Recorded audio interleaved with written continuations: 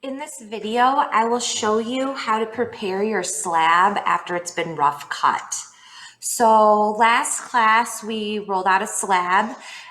We did a rough cut around our template, wrapped it in some paper towel, depending on the project, either dry paper towel or damp paper towel. For the project that I'm working on, I needed my slab to stiffen up a little bit, so I wrapped it in dry paper towel and put it in my plastic bag. Now that I'm back to it, it's been sitting for a couple of days in my bag.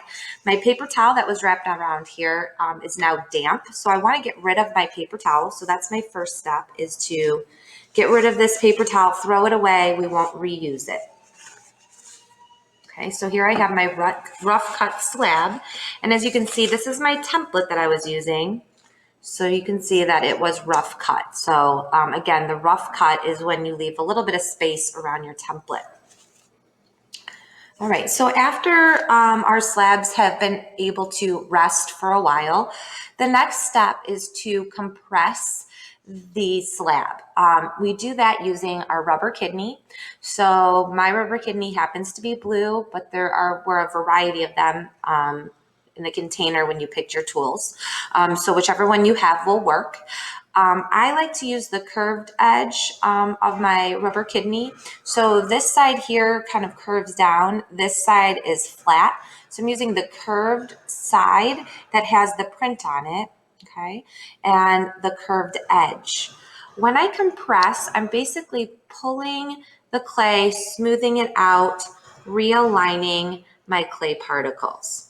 So I'm going to take a few minutes to compress my slab. Also, when you're compressing your slab, go from different directions. It helps to smooth it out a little bit better, and make sure you get all the way to your edges. What this is also going to do is going to get rid of any texture that's on the slab.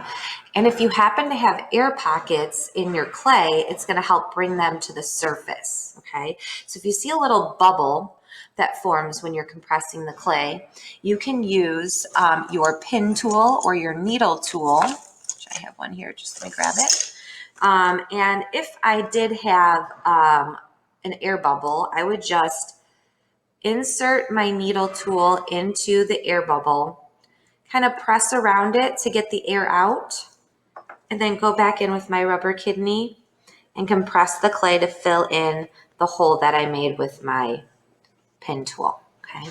Now, whenever we're compressing slabs, we want to make sure we do both sides.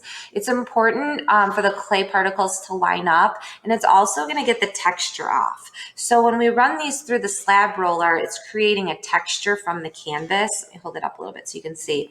And we don't want that to be part of our design. So we're going to get rid of that by compressing.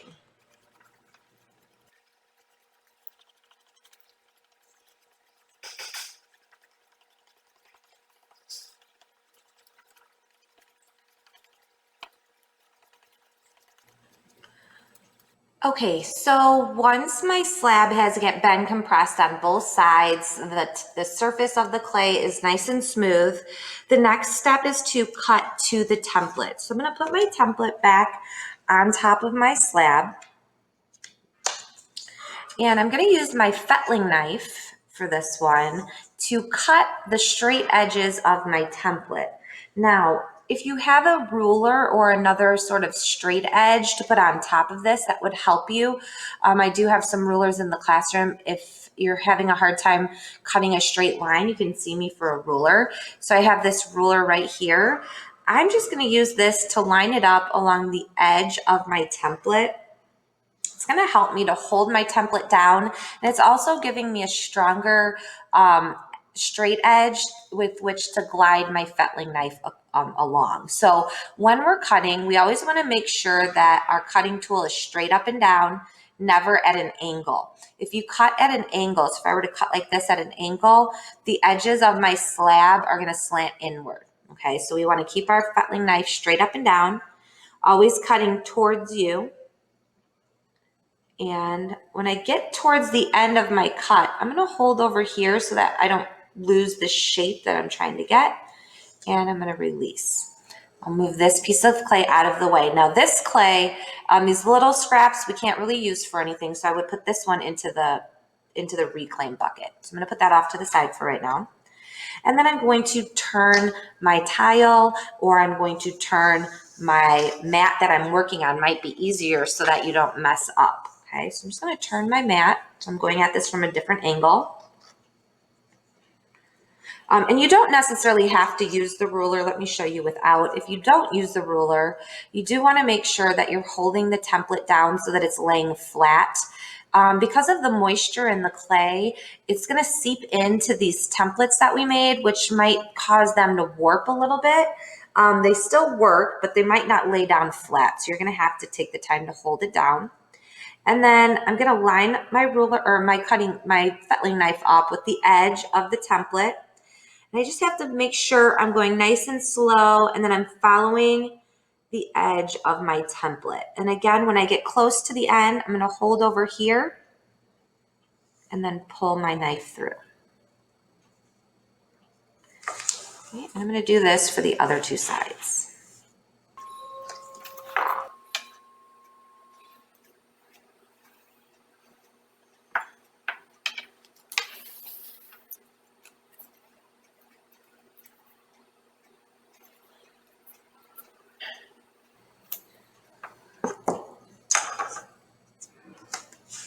Okay. So now that my slab has been cut to template, depending on the project or the part of the project, sometimes we want to keep our slabs just like this with nice straight edges. If we were constructing a box, let's say, we probably want our edges to be straight so that when we construct it, it'll fit together. If we were making a mug, we would probably want to round off or finish the top edge where the lip of our mug would be so that it's not squared, but the bottom we would want to keep flat so that it can connect to its base. If we were using this as just a practice tile, which is what I have it intended for, we will want to finish our edges. So make sure that you listen to what your teacher tells you to do here at this point. But I am going to take the time to demonstrate how to finish your edges. So when we say finishing our edges, what that means is we want our edges to be smoothed and presentable. Sharp edges like we have here, so these straight cuts, as the clay dries out, these edges can be sharp, okay? And we don't want sharp edges on our projects. So we always want rounded, clean, smooth edges. So to do that, I'm gonna lay my slab down. To do that, what we're gonna do is we're gonna be rubbing our finger along this sharp edge where we cut. And basically we're gonna be kind of pushing down along this edge. So I'm trying to round this edge, okay, of my clay. So when I rub, I'm pushing down, but I'm just pushing right along the edge of my slab. So let me go back and forth, and then I'll show you what it looks like. One thing about this also, while I'm rounding my edge here, if your hands are real dry, you're going to dry the clay out even more. Make sure that you have a spray bottle or a bucket of water nearby where you can keep your hands from drying out. Okay, so I have part of this rounded. So let me just hold this up a little bit more.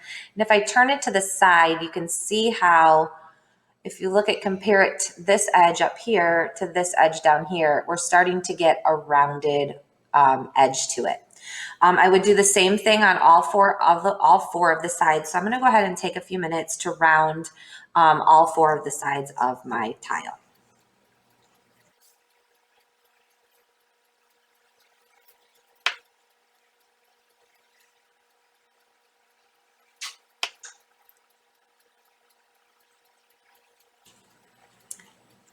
Okay, so I've taken the time to round all of my edges on this side of my slab.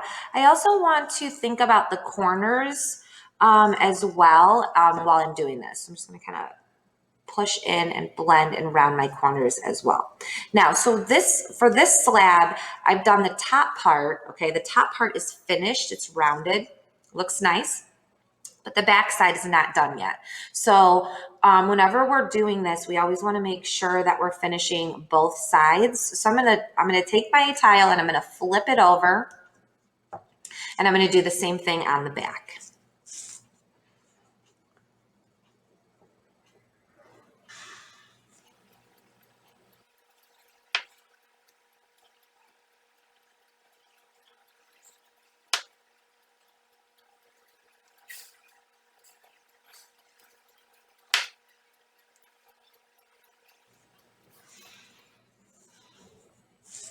Okay, so there's gonna be one more step to this. So right now, both sides of my slab have the rounded finished edges, but what happens is when we do that, let me hold it a little bit closer, it's gonna create maybe like a fold or a crease along the sides of my tile. So I'm gonna take a couple of minutes to also just go in and blend those edges and look to make sure that I have a nice rounded form going across here.